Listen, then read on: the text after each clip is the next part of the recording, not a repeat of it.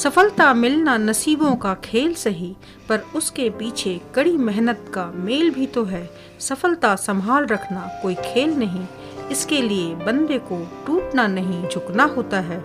Sir चाहे आसमान में रहे, पर कदमों को जमीन पर टिकना होता है।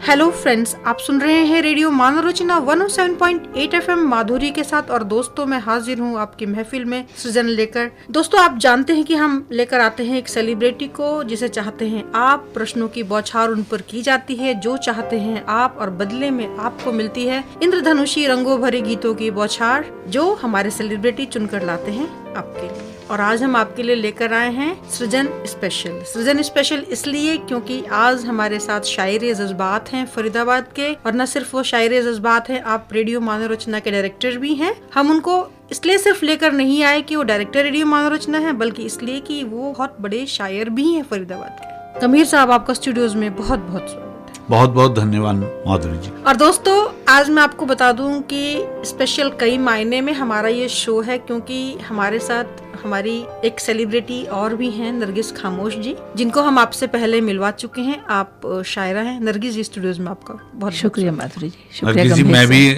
आपका स्वागत करता हूँ। मैं शुक्रिया करती हूँ कि इतनी खूबसूरत महफिल में और शायरे एहसास के साथ जब गुफ्तगू हो रही है, उसमें आपने मुझे शामिल होने का मौका दिया। इसके लिए मैं माधुरी जी आपकी भी और गंभीर साहब आपकी भी बहुत बहुत शुक्रगुजार हूँ। धन्यवाद। गंभीर साहब, आज हम आपको लेकर आए हैं स्पेशल सृजन में। सबसे पहले मेरे मन में यही बात आती है कि ये जो आप एक लेक्चरर रह चुके हैं, आप ब्यूरोक्रेट रह चुके हैं, और अब रेडियो मानोरचना तक आप आए हैं। आप शायरे जज्बात हैं, इतना सारा आप कर रहे हैं काम। आपने कब से, कैसे और क्यों लेखन की शुरुआत आपकी हुई? माधुरी जी, सच्चाई तो ये है कि शायरी लगभग 1997 में मैंने लिखनी शुरू की थी। जी जी। और तब से ये जो शायरी है जी, ये मेरे जहन में, मेरे रग रग में समा गई है। इसलिए मैं ये बात कहा करता हूँ जी कि मेरी शायरी मुझको सुकून देती है। वाह, मेरी शायरी मुझको सुकून देती है और रग रग में मेरे एक नया खून देती है। क्या बात है। दुनिया तलाशती है दौलत में, मुझको अल्फाज में ये जनून देती है। मुझको अल्फाज में ये जनून देती है। वाह गंभीर साहब, बहुत खूब। नरगिस जी, आप आई हैं तो आपके आने का स्वागत करते हुए मैं आपसे ये बात शेयर करना चाहता हूँ जी कि जिस समय मैंने शायरी लिखनी शुरू की जी, तो मेरे सामने एक बड़ा भारी संकट ये था, क्योंकि मैं एक ऐसे ओहदे पे था जहाँ पे पब्लिक डीलिंग रहती थी मेरे सामने। बहुत जिम्मेदारी का ओहदा, बहुत जिम्मेदारी का ओहदा था। तो मुझे लगता था कि भी जो जज्बात मैं लिख रहा हूँ, अगर मैं उनको पूरी ईमानदारी के साथ पेश करता हूँ तो कहीं ऐसा तो नहीं कि जगहसाई हो जाएगी। मतलब वो जो जिम्मेदारी का ओहदा है उसमें कहीं एक लगे कि एक लड़कपन सा या एक जी जी। लेकिन somehow or the other the commitment towards Shayari was so genuine कि मुझे ये लगता रहा कि मैं शायरी के प्रति ईमानदारी से अपनी बात को रखूं। तो मैंने ये बात कही कि मैं दिलों के सच्चे जज्बात लिखता हूँ। मैं दिलों के सच्चे जज्बात लिखता हूँ। बहुत होठों तक जो रुक जाएं अल्फाज लिखता हूँ। बहुत खूब। कहने को कहता हूँ मैं बात अपनी, पर उसमें छुपी तुम्हारी ही बात लिखता हूँ। वाह वाह, उसमें क्या छुपी बात। तुम्हारी ही बात लिखता हूँ। बहुत खूब। बहुत आगे लिखा कि मैं दिलों का दर्द लिखता हूँ, इंसानी जिंदगी का मर्म लिखता हूँ। बहुत खूब। कहने को मेरी शाही लिखती है, दरअसल जज्बाते गर्म लिखता हूँ। दरअसल जज्बाते गर्म लिखता हूँ। वाह, सुभान अल्लाह, बहुत शायर तो नहीं, मैं शायर तो नहीं, मैं शायर तो नहीं, मगर ऐ हंसी जब से देखा मैंने तुझको, मुझको शायरी आ गई। शायर तो नहीं, मगर हंसी जब से देखा मैंने तुझको, मुझको शायरी आ गई। मैं आशिक तो नहीं, मगर हंसी जब से देखा मैंने तुझको, मुझको आशिकी आ गई। मैं शायर तो नहीं।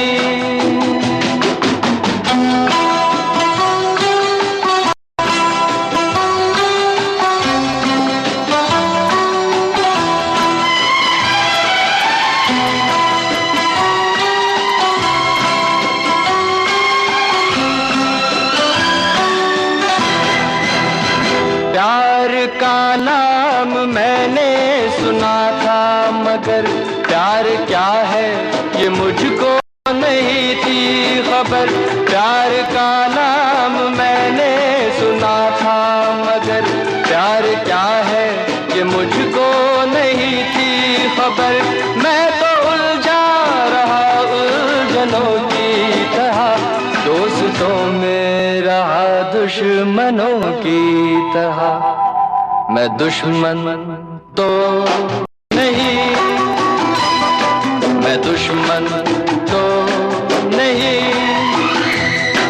मगर हंसी जब से देखा मैंने तुझको, मुझको दोस्ती आ गई। मैं शायर तो नहीं।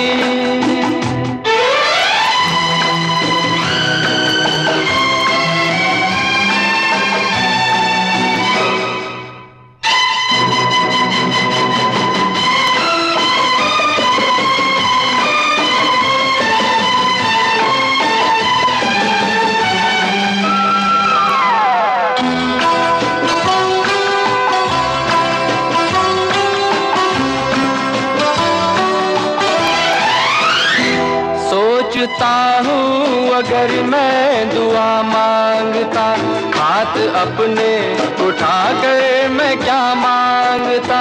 सोचता हूँ अगर मैं दुआ मांगता, हाथ अपने उठा कर मैं क्या मांगता। जब से तुझसे मोहब्बत मैं करने लगा, तब से जैसे इबादत मैं करने लगा। मैं काफिर तो नहीं, मैं काफिर तो नहीं, मगर हंसी जब से देखा मैंने तुझको, मुझको बंदगी आ गई।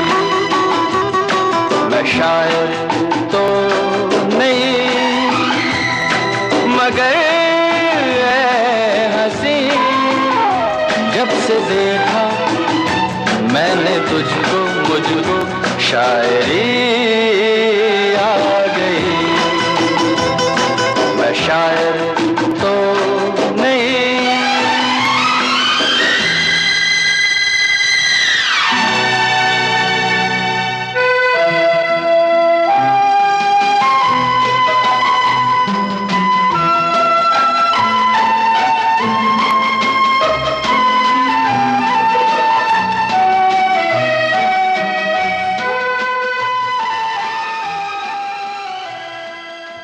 गंभीर साहब, एक बात मैं कहना चाहती हूँ जी।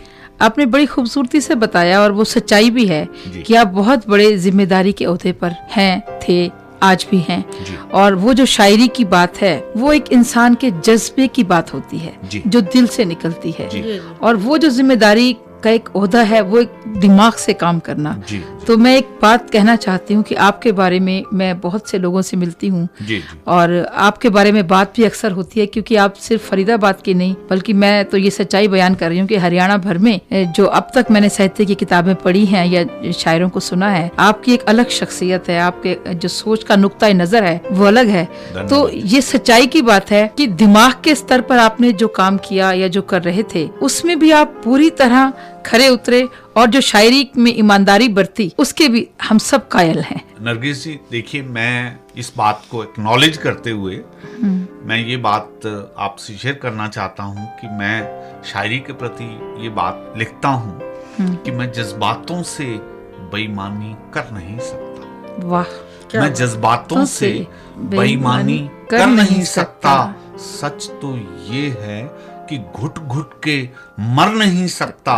मेरी शायरी खुदा ने तौफीक बख्शी है, मैं उसकी रहमत से गफलत कर नहीं सकता। बहुत मैं उसकी रहमत से गफलत कर नहीं सकता। और जो बात आपने कही है, सच बात ये है कि औहदे पे रहते हुए भी और औहदे के बाद भी एक बात जिसने मेरी शायरी को परवान चढ़ाया वो ये रही कि जब से मुझे एक बात समझ में आई कि अहम जो है वो आदमी के लिए सबसे बड़ी रुकावट है, और अगर आप अहम छोड़ते हैं तो आपकी धीरे धीरे सारी जो गुणवत्ता है वो उसमें विकास आता है। मैंने एक जगह लिखा भी कि छोड़ा है अहम जब से, छोड़ा है अहम जब से कुछ कुछ नजर आने लगा है।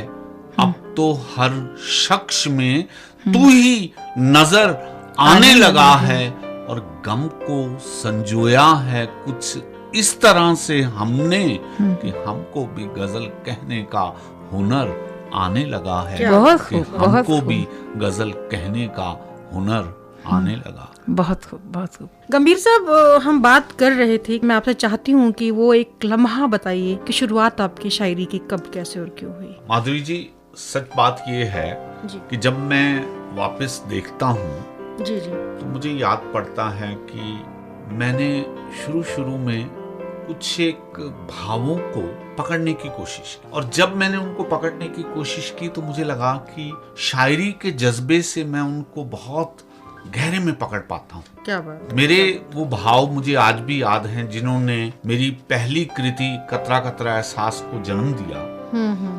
वो पहली कृति ने जन्म इस तरह से लिया, मुझे याद पड़ता है कि मैं जिन दिनों में deputy excise and taxation commissioner Sonipat में था, तो उन दिनों में मुझे ये लगा करता था कि बहुत से लोग बहुत बड़ी बड़ी बातें करते हैं लेकिन वो आपके लिए सार्थक साबित नहीं होते। तो मैं उस भाव को पकड़ते हुए ये कहा करता था कि ए आसमां तेरे बड़े होने को हम क्या करें।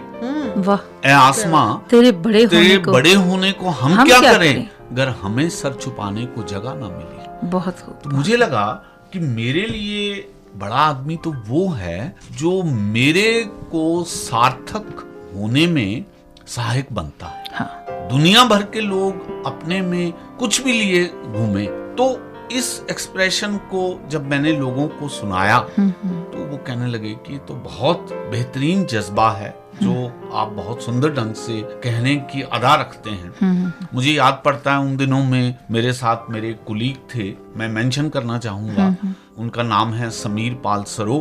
आजकल वो अंबाला में डिप्टी कमिश्नर लगे हुए हैं। उन दिनों में मेरे साथ वो काम कर रहे थे। मैं इस तरह के जो भी भाव लिखा करता था उनको सुनाया करता था।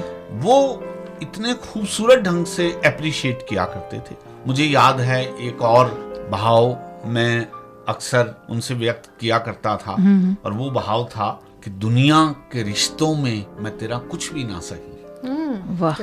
दुनिया के रिश्तों में मैं तेरा कुछ भी ना सही। दिल के आईने में देख कहीं मैं सबसे ऊपर तो नहीं। बहुत लाजवाब, बहुत लाजवाब है। इन कुछ एक भावों को जब उन्होंने सुना तो उन्होंने मुझे प्रेरित किया कि मैं इनको इकट्ठा करूं और इनको मैं शायरी करूं। मैं तो सच्चाई से ये कहूंगी, हम लोग बात कर रहे हैं आपकी पहली मजमुआ कलाम है, पहली जो काव्य संकलन है कतरा कतरा एहसास जी, तो मैं तो उसमें भी मैंने उस किताब को पढ़ा है और वो किताब ऐसी नहीं है कि आप उसे एक बार पढ़ जाएं, हर सफ़े पर ठहर कर कुछ सोचने को जी चाहता है जी। तो उसमें भी इस सूफीज्म के बीज तो उस किताब में भी पड़े हुए हैं जी। अक्सर जो शायरे रूमान होते हैं या मोहब्बत की बात की जाती है तो वो अपनी महबूबा की खूबसूरती की, उसकी आंखों की गहराई की, उसकी जुल्फों के घने होने की तारीफ करते हैं जी। लेकिन आपकी कतरा कतरा एहसास में एक शेर है जो मेरे दिल पे नक्श है जी। वो ये है कि इस हुस्न पे क्यों इस तरह इतराते हो जी जी। क्या बात है। इस हुस्न पे क्यों इस तरह इतराते हो, सोचो तो कौन देगा साथ इस हुस्न के ढल जाने के बाद जी जी। नरगिस जी, हम आगे बात करेंगे और आपका गंभीर साहब का मुझे पसंदीदा गीत याद आ रहा है, ए मेरी ज़हर ज़बी।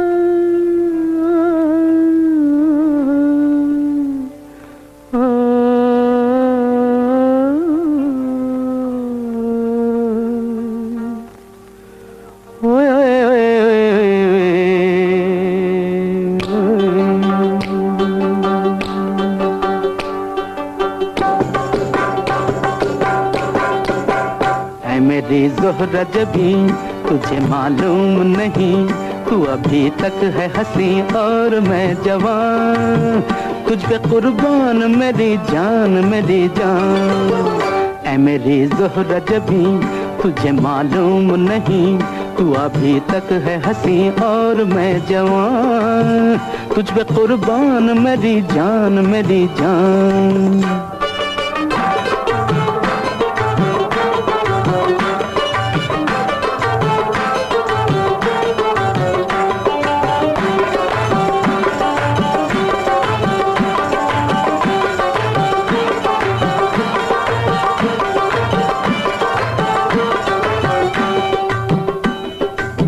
ये शौखियाँ ये बांकपन जो तुझ में है कहीं नहीं, ये शौखियाँ ये बांकपन जो तुझ में है कहीं नहीं, दिलों को जीतने का फन जो तुझ में है कहीं नहीं।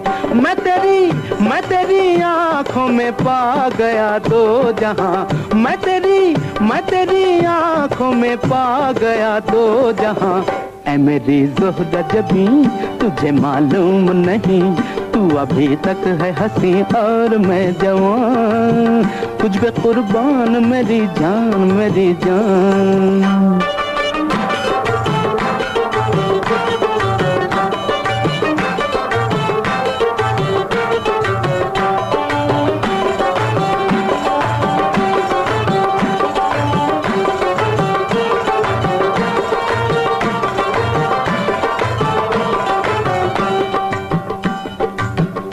मीठे बोल जाने मन जो मुस्कुरा के बोल दे, तू मीठे बोल जाने मन जो मुस्कुरा के बोल दे, तो धड़कनों में आज भी शराबी रंग घोल दे।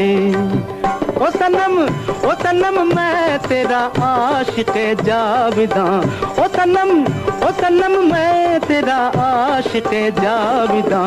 ऐ मेरी ज़ोहरा जबी तुझे मालूम नहीं, तू अभी तक है हंसी और मैं जवान, तुझ पे कुर्बान मेरी जान मेरी जान। ऐ मेरी ज़ोहरा जबी तुझे मालूम नहीं, तू अभी तक है हंसी और मैं जवान, तुझ पे कुर्बान मेरी जान मेरी जान। Welcome again to radio Manav Rachna 107.8 FM पर आप हैं माधुरी के साथ और सृजन स्पेशल लेकर आज हम हाजिर हैं अपने साथ शायर जज्बात मुकेश गंभीर जी को। गंभीर साहब स्टूडियोज में आपका बहुत बहुत स्वागत है। माधुरी जी, जो बात हम कर रहे हैं जी जी उसको आगे बढ़ाते हुए मैं आपसे ये बात शेयर करना चाहूंगा जी कि जिन दिनों में मेरी ये किताब कतरा कतरा एहसास आई, उन दिनों में वहाँ मेरे साथ एक बहुत ही सीनियर जुडिशरी में जज साहिबा थी। उनके पास जब मैं ये किताब लेके गया जी।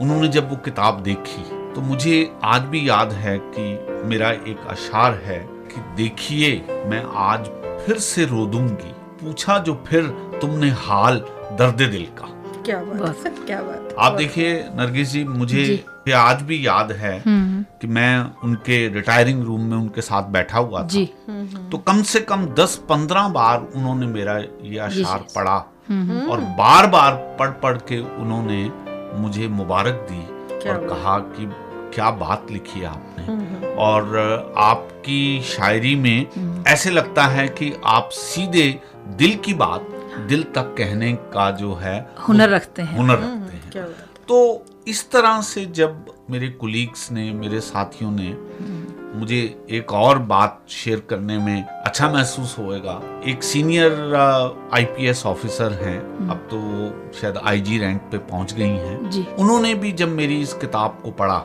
जी, उन्होंने खूब सराहा और मुझसे ये कहा कि लोग शायरी दिमाग से करते हैं, आपने जो शायरी की है वो दिल से की है। और नरगिस जी, बाद में मैंने एक शेर भी लिखा इस बात को लेकर, और मैं ये कहा करता हूँ कि हजारों लफ्जों के दीवान कौन पढ़ता है। क्या बहुत खूब। हजारों लफ्जों के दीवान कौन पढ़ता है, कोई दिल को छूती बात हो तो कह जाओ। बहुत क्या बात। तो मैं समझता हूँ कि कतरा कतरा एहसास में मैंने जो दिल को छूती बातें हैं वो कही हैं और वो दिल से निकली हैं और दिल तक पहुंची। बिल्कुल सही बात है गंभीर साहब। सच्ची बात तो ये है कि जिस लेवल पे आप काम कर रहे थे उस वक्त, आपके आसपास जो लोग थे, आपके कलीग्स थे, आपके साथ के ऑफिसर्स थे, वो समाज के उस तबके से बिलोंग करते थे जिसे हम सबसे ज्यादा ज़हीन वर्ग कहते हैं, इंटेलेक्चुअल्स। जब उन लोगों ने आपकी शायरी को इतना सराहा तो यकीन करने की बात है कि वो शायरी वैसी ही है जैसा कि महसूस होती है। मैं एक शेर आपकी शायरी के लिए कहना चाहती हूँ कि मेरे शेर दिल का है तर्जुमा जी, मेरे शेर दिल का है तर्जुमा जी, कि मैं धड़कनों का हूँ राज़दां, मुझे फख्र है मेरी शायरी मेरी जिंदगी से जुदा नहीं। क्या बात, क्या बात। मेरा ख्याल से ये एक शेर जो है आपकी तमाम शायरी को रिफ्लेक्ट करता है। बिल्कुल ठीक बात की ये शायरी है। बिल्कुल ठीक बात है। आप नरगिस जी, जो बात आप कह रही हैं जी, आप ये देखिए कि जब मेरी ये किताब कतरा कतरा एहसास का विमोचन हुआ तो मुझे फक्र हासिल है कि उस समय डॉक्टर गिरजा व्यास, डॉक्टर गिरजा जो कि आजकल वुमेन सेल की इंचार्ज हैं, वो आई। तो जब उन्होंने इस किताब को स्वयं पढ़ा जी और यहाँ होटल डिलाइट में आकर इसका विमोचन किया गया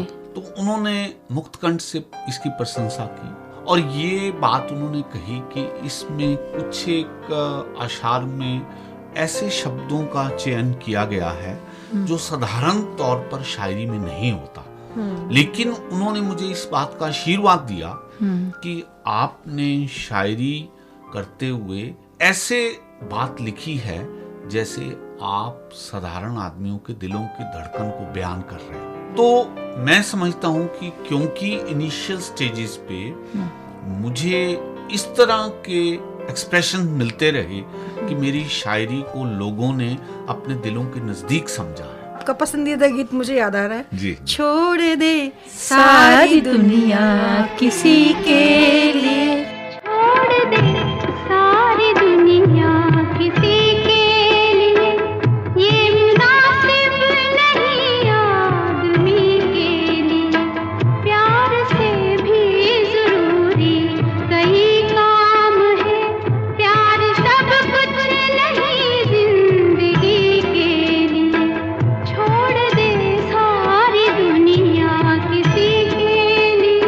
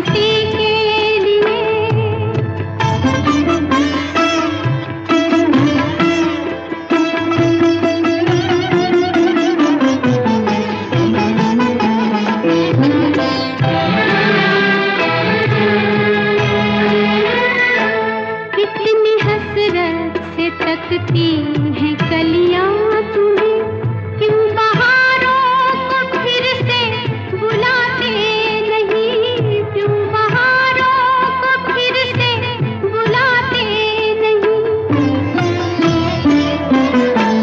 एक दुनिया उजड़ ही गई है तो क्या, दूसरा तुम जहां क्यों बसाते नहीं।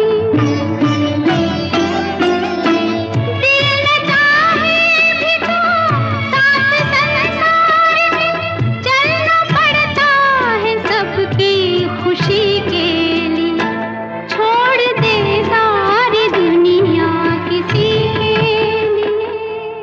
Welcome again to radio Manav Rachna 107.8 FM पर आप हैं माधुरी के साथ। और सृजन के अंतर्गत आज हम जिस विशेष मेहमान को आज मिलवाने के लिए आपको लेकर आए, आप हैं श्रीमान मुकेश गंभीर जी। आप डायरेक्टर भी हैं रेडियो मानव रचना के और शायर जज्बात भी हैं। गंभीर साहब स्टूडियोज में आपका फिर से बहुत गंभीर साहब, उनका जो गिरिजा व्यास जी सूचना और प्रसारण मंत्री थी जी। और उन्होंने जो आपकी किताब के बारे में कहा जी, एक तो इस नजरिए से वो बहुत खास है कि वो इतने ऊंचे स्तर पर बैठा हुआ इंसान जब आपके लिए इतनी बड़ी बात कह रहा है जी। तो अपने आप में वो बहुत अहम है। दूसरा, गिरिजा व्यास जी सिर्फ एक मंत्री ही नहीं थी जी। बल्कि वो खुद एक बहुत अच्छी रचनाकार है, बहुत अच्छी शायरा हैं। ठीक बात। और एक औरत अगर किसी शायर की शायरी को उसके दिल के जज्बात की नाम दे रही है तो इसका मतलब है कि वाकई वो दिल की गहराई से निकली हुई बात है।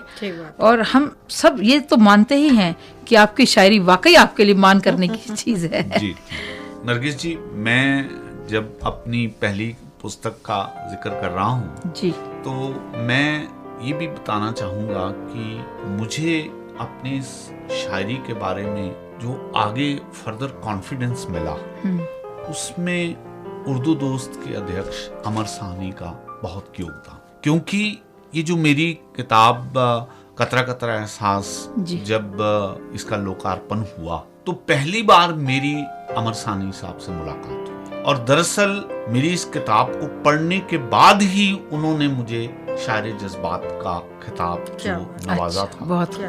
और पहला उनका जो रिएक्शन था वो तो ये था कि भाई मैं एक ब्यूरोक्रेट हूँ और ब्यूरोक्रेट होने के नाते एक शौकिया तौर पर मैंने एक शायरी की बात लिख दी है, लेकिन धीरे धीरे जब मेरी बाकी की रुबाइयां उन्होंने पढ़ी तो लगने लगा कि वाकई मैं शायरी के मामले में थोड़ा संजीदा भी हूँ। तब वो कन्विंस हुए।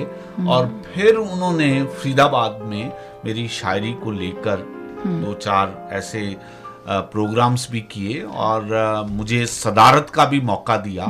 और सच बात है कि अपनी शायरी को लेकर मैं अमर साहनी की बहुत तहे दिल से इज्जत करता हूँ कि उन्होंने मुझे उर्दू दोस्त का मंच प्रदान करवाया और मुझे नए आयाम दिए मेरे व्यक्तित्व को।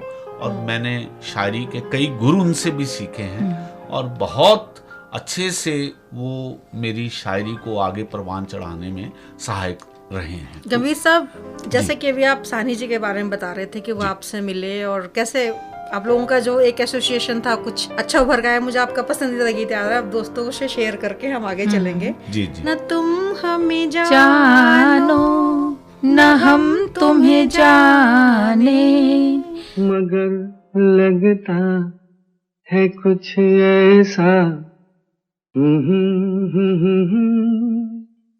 मिल गया। न तुम हमें जानो न हम तुम्हें जाने, मगर लगता है कुछ ऐसा मेरा हमदम मिल गया।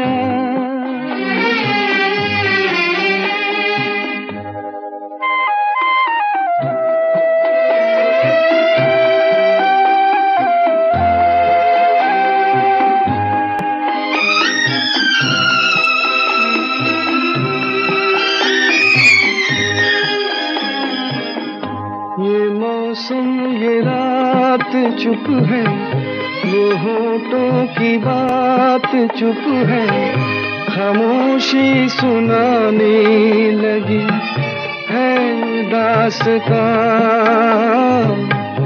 ये मौसम ये रात चुप है होठों की बात चुप है, खामोशी सुनाने लगी है दास्तां। नजर बन गई है दिल की ज़बान, न तुम हमें जानो न हम तुम्हें जाने, मगर लगता है कुछ ऐसा मेरा हमदम मिल गया।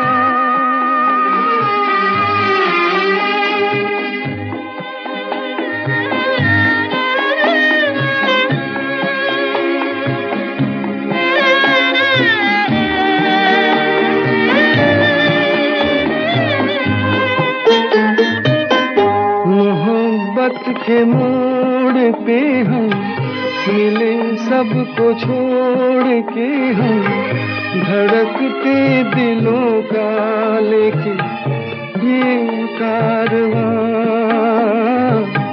मोहब्बत के मोड़ पे हम मिले, सबको छोड़ के हम धड़कते दिलों का लेके ये कारवां। चले आज दोनों जाने कहाँ, न तुम हमें जानो न हम तुम्हें जाने, मगर लगता है कुछ ऐसा मेरा हमदम। Welcome again to radio Manav Rachna 107.8 FM पर। आप हैं माधुरी के साथ सृजन के अंतर्गत जिस खास मेहमान को आज हम आपसे रूबरू करा रहे हैं, आप हैं शायर जज्बात श्रीमान मुकेश गंभीर जी। गंभीर साहब स्टूडियोज में आपका बहुत बहुत स्वागत है। धन्यवाद माधुरी। अच्छा, तो गंभीर साहब, ये जो घटना बताई आपने कि अमर साहनी जी से आपकी मुलाकात हुई, और अमर साहनी जी जो अपने आप में बड़े फकीर फितरत, बड़े आला दर्जा के रचनाकार शायर हैं, उन्होंने ब्यूरोक्रेट श्री मुकेश गंभीर जी को तहे दिल से शायर कबूल किया। किसी वो एक दूसरे को जानते नहीं थे पर वो जान लिया। हाँ, वो शायर उन्होंने कबूल किया। देखो ना, एक उन्होंने जब शायर कबूल किया, उससे आपको भी और उनको भी एक दूसरे की एसोसिएशन में एक नई मोड़ लिया इस सफर ने, और तब फिर आपकी शायरी में नए रंग, नई चीजें पैदा हुई। तो ये एक बहुत खास मरहला था आपकी शायरी के सफर में। बिल्कुल बिल्कुल। और देखिए नरगिस जी, सच बात है, जब मैं उन लोगों का ध्यान करता हूँ जिन्होंने मुझे शायरी लिखने की प्रेरणा दी, तो मैं जय भगवान गुप्ता जी का भी आभार व्यक्त करना चाहूँगा। मेरे वो पड़ोसी हैं। सच बात तो ये रही कि कभी कभी मैं जब कोई अशार लिखता था तो उसको रॉ फॉर्म में लिख के मैं उनके पास ले जाता था, उनको कहा करता था कि मैंने ये लिखा है। वो कई बार उसको करेक्ट किया करते थे, कई बार वो मुझसे अल्फाज बदलवा दिया करते थे। तो आप लोग मशवरा करते थे उससे? जी जी। तो मुझे ये लगा कि जय भगवान गुप्ता जी आज भी मुझे इस तरह की जो सलाहें देते हैं वो मेरी शायरी की कुव्वत को बढ़ाने में बहुत ज्यादा कारगर साबित हो रहे हैं। तो दूसरे मेरे एक मित्र हैं डॉक्टर सतीश आर्य, जो आजकल प्रिंसिपल हैं भिवानी में, उनका भी बड़ा योगदान रहा। अच्छा। तो ऐसे लोगों की जो सलाहें हैं, जो मशवरा रहता है, वो भी आपकी शायरी को परवान चढ़ाने में, आगे बढ़ाने में बहुत मददगार साबित। क्योंकि जय भगवान गुप्ता राकेश जी जो हैं वो खुद बहुत अच्छे रचनाकार हैं।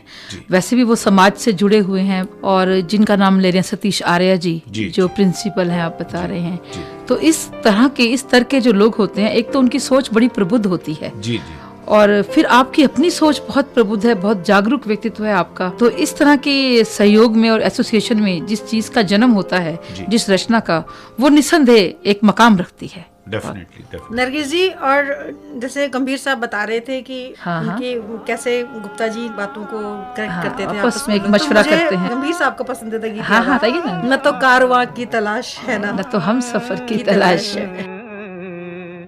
ना तो कारवां की तलाश है, ना तो कारवां की तलाश है, ना तो हम सफर की तलाश है, ना तो कारवां की, ना तो कारवां की तलाश है, ना तो कारवां की, ना तो कारवां की, ना तो कारवां, न तो कारवां की तलाश है, न तो हम सफर की तलाश है, अब न तो हम सफर की तलाश है, अब ना हम सफर है, ना तो हम सफर की, ना तो हम सफर की, ना तो हम सफर की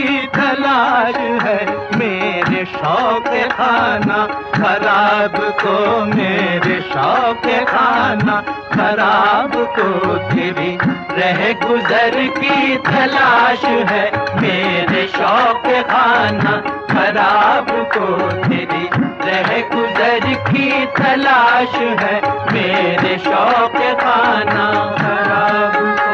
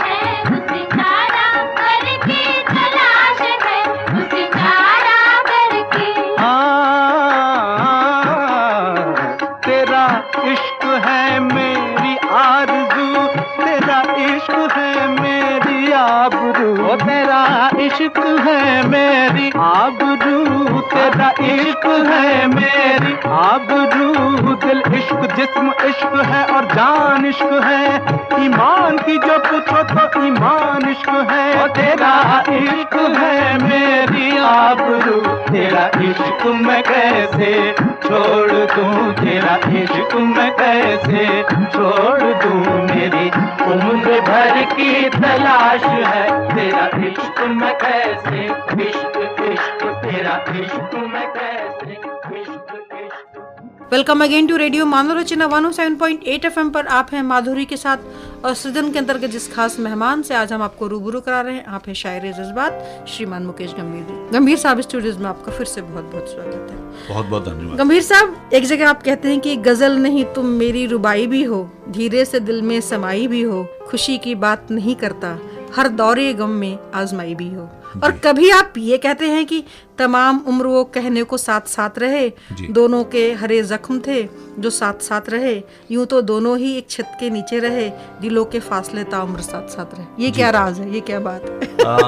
माधुरी जी, आपकी बात बिल्कुल ठीक है। देखिए, एक शायर होने के नाते मैं जीवन के सभी रंगों को पकड़ने का प्रयास करता हूँ, और मैं ये कहता हूँ, जैसे मैंने पहले भी शुरुआत में भी कहा कि मैं शायरी में बेईमानी में विश्वास नहीं रखता। मेरा ये मानना है कि आप जीवन में कहीं पे अपने जीवन साथी से इतने मुतासिर रहते हैं कि उनकी प्रेरणा से आप आगे बढ़ते हैं। हाँ, सच बात है। और जिस तकलीफ की घड़ी में वो आपके साथ देते हैं, तभी आपके जज्बात ये कहने पे मजबूर होते हैं कि गजल नहीं तुम मेरी रुबाई भी हो, और धीरे से दिल में समाई भी हो, खुशी की बात नहीं करता, हर दौरे गम में आजमाई भी हो। क्या बहुत। लेकिन इसके साथ साथ ऐसा भी होता है कि कभी कभी जहां जीवन में आप साथ चल रहे जिंदगी होते हैं, है, हर तरह के रंग आते हैं, तो